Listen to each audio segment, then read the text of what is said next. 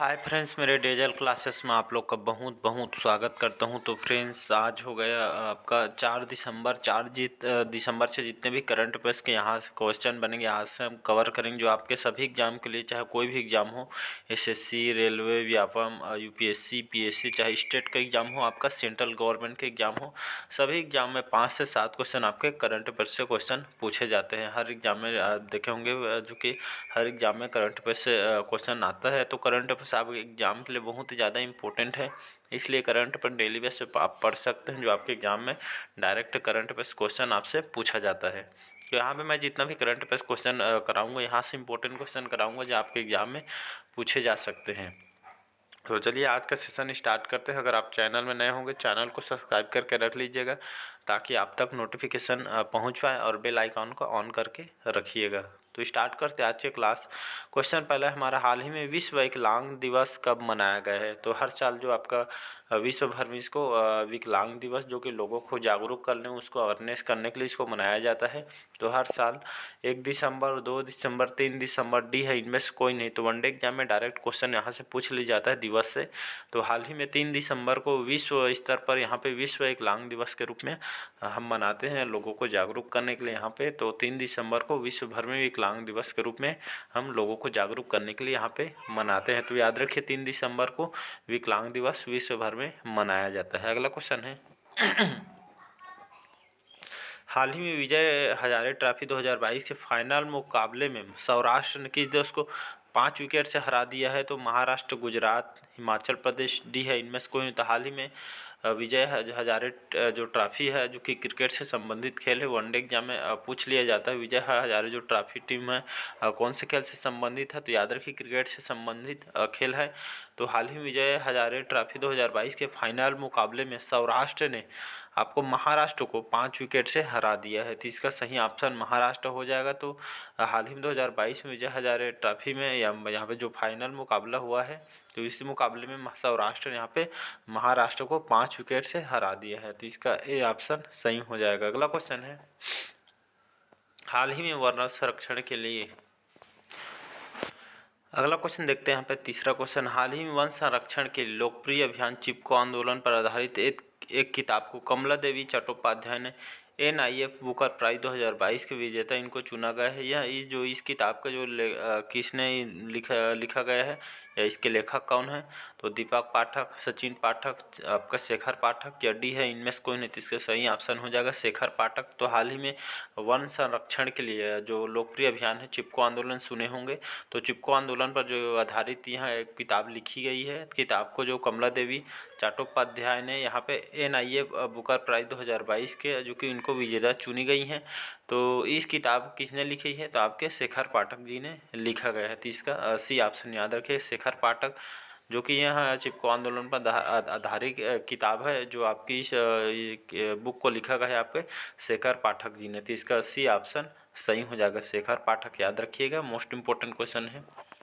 अगला क्वेश्चन देखते हैं चौथा, हाल ही में GST से सरकार को नवंबर महीने में कितने लाख करोड़ रुपए की कमाई हुई है? तो 1.06, 1.46, या 1.56, या डी है, इनमें से कोई नहीं। तो हाल ही में GST में, इसका फुल फॉर्म होता है GST का आपका गुड्स एंड सर्विस टैक्स, इसका फुल फॉर्म होता है। इसका फुल फॉर्म भी एग्जाम में पूछ देता है। इसकी स्थापना 1 जुलाई 2017 को इसकी स्थापना किया गया है। तो वनडे एग्जाम में इसकी स्थापना भी पूछा जाता है। तो 1 जुलाई 2017 में इसका स्थापना किया है GST के, याद रखिएगा। इसके वर्तमान में अध्यक्ष भी प्राइम मिनिस्टर हमारे नरेंद्र मोदी, इसके अभी वर्तमान में जो कि इसके अध्यक्ष है। तो हाल ही में GST से सरकार ने नवंबर के महीने में 1.46 जो कि प्रतिशत यहाँ पे नवंबर के महीने में इतने लाख करोड़ रुपए की कमाई की है। 1.46 डाटा को याद रखिएगा, वनडे एग्जाम में पूछ सकता है या नेक्स्ट एग्जाम में आपका।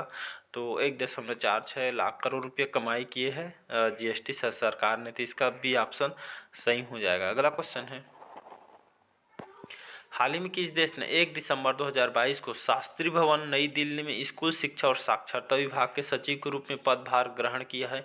तो संजय कुमार, दीपक कुमार, सचिन कुमार, डी है इनमें से कोई नहीं, तो इसका सही ऑप्शन हो जाएगा संजय कुमार। तो हाल ही में इन्होंने संजय कुमार जी ने 1 दिसंबर 2022 को शास्त्री भवन, तो शास्त्री भवन आपके नई दिल्ली में है, तो नई दिल्ली में यहाँ पे स्कूल शिक्षा और साक्षरता विभाग के सचिव के रूप, तो आपके संजय कुमार जी ने यहाँ पे स्कूल शिक्षा और साक्षरता विभाग के सचिव के रूप में इन्होंने पदभार इन्होंने ग्रहण किया है संजय कुमार जी ने, तो इसका ए ऑप्शन सही हो जाएगा, याद रखिएगा। अगला क्वेश्चन, छठवां क्वेश्चन है, हाल ही में दृष्टि बाधित लोगों के लिए आयोजित किए जाने वाले जो T20 मैच है विश्व कप के तीसरे एडिशन का आगाज 5 दिसंबर से किया जाना है, जिसके आयोजन में कुल कितने देशों के क्रिकेटर ने यहाँ पे हिस्सा लेते हुए नजर आएंगे। तो मोस्ट इंपॉर्टेंट क्वेश्चन याद रखिए, 5, 6, 7 या इनमें से कोई नहीं, तो हाल ही में इसका सी ऑप्शन सही हो जाएगा। तो हाल ही में यहाँ पे दृष्टि बाधित लोगों के लिए आयोजित जो किए जाने में T20 जो विश्व कप है, जो इसमें तीसरे एडिशन का आगाज 5 दिसंबर से किया जाना है, तो जिसके आयोजन में लगभग यहाँ पे 7 देशों के क्रिकेटर इसमें हिस्सा लेते नजर आएंगे। तो यहाँ पे अलग अलग देशों जो क्रिकेटर होंगे वो भी इनमें हिस्सा लेंगे। तो यहाँ T20 विश्व कप जो कि यहाँ तीसरा एडिशन जो 5 दिसंबर से स्टार्ट होगा, तो इसका सी ऑप्शन सही हो जाएगा। अगला क्वेश्चन देखते हैं, हाल ही में किस वर्ष को 2022-23 के लिए भारतीय लागत लेखाकार संस्थान या ICAI का अध्यक्ष चुना गया है। तो विजेंद्र शर्मा, दीपक कुमार, सचिन कुमार या डी है इनमें से कोई नहीं, तो इसका सही ऑप्शन हो जाएगा विजेंद्र कुमार। तो हाल ही में वर्ष 2022-23 के लिए भारतीय लागत लेखाकार संस्थान, जिसे ICAI बोला जाता है, तो इसका फुल फॉर्म होता है ICAI का full form the institute of जो कि चार्टेड अकाउंट्स ऑफ इंडिया, इसका फुल फॉर्म होता है। इसकी स्थापना 1949 में इसकी स्थापना किया गया है, जिसके अध्यक्ष अभी विजेंद्र वर्मा को चुना गया है 2022-23 के लिए भारतीय लागत लेखाकार संस्थान के अध्यक्ष विजेंद्र शर्मा को चुना गया है, तो इसका ए ऑप्शन याद रखिएगा। अगला क्वेश्चन है, आठवां क्वेश्चन है, हाल ही में किस वर्ष को 2022-23 के लिए भारतीय लागत लिखे इसको तो ये है नहीं ये अलग क्वेश्चन है।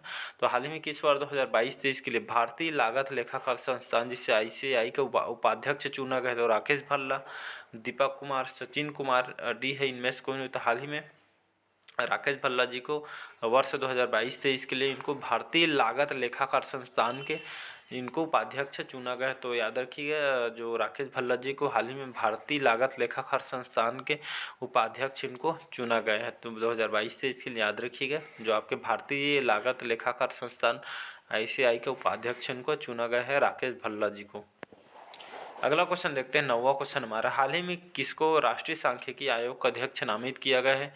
तो आपका संजीव लक्ष्मण आपके करंदीकर, आपके कारक लक्ष्मण करंदीकर या राजीव लक्ष्मण करंदीकर या डी है इनमें से कोई नहीं, तो इसका सही ऑप्शन हो जाएगा सी ऑप्शन राजीव लक्ष्मण करंदीकर, इनको हाल ही में राष्ट्रीय सांख्यिकी आयोग का अध्यक्ष नामित किया गया है। तो यहाँ पे आइए देखते हैं राष्ट्रीय सांख्यिकी आयोग होता क्या है।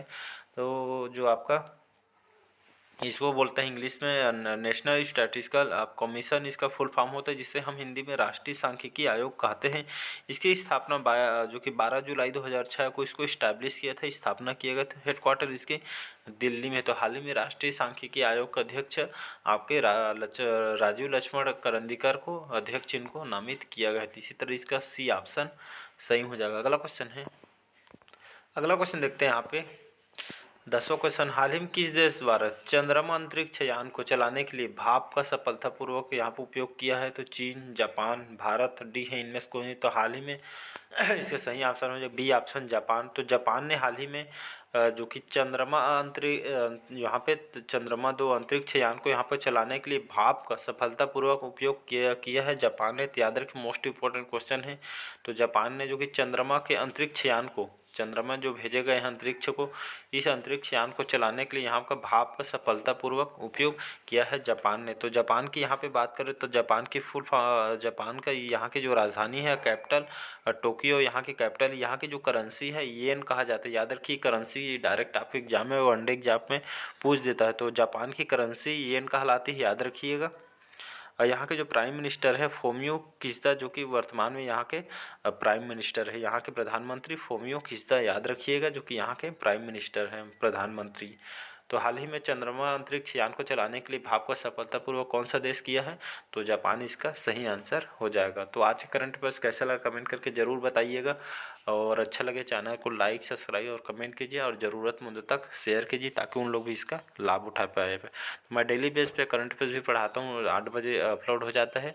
तो चलिए मिलते हैं, बस आज के लिए इतना ही। अच्छा लगे चैनल को लाइक सब्सक्राइब कमेंट कीजिए, और यहाँ पे बस इतना ही। Thank you.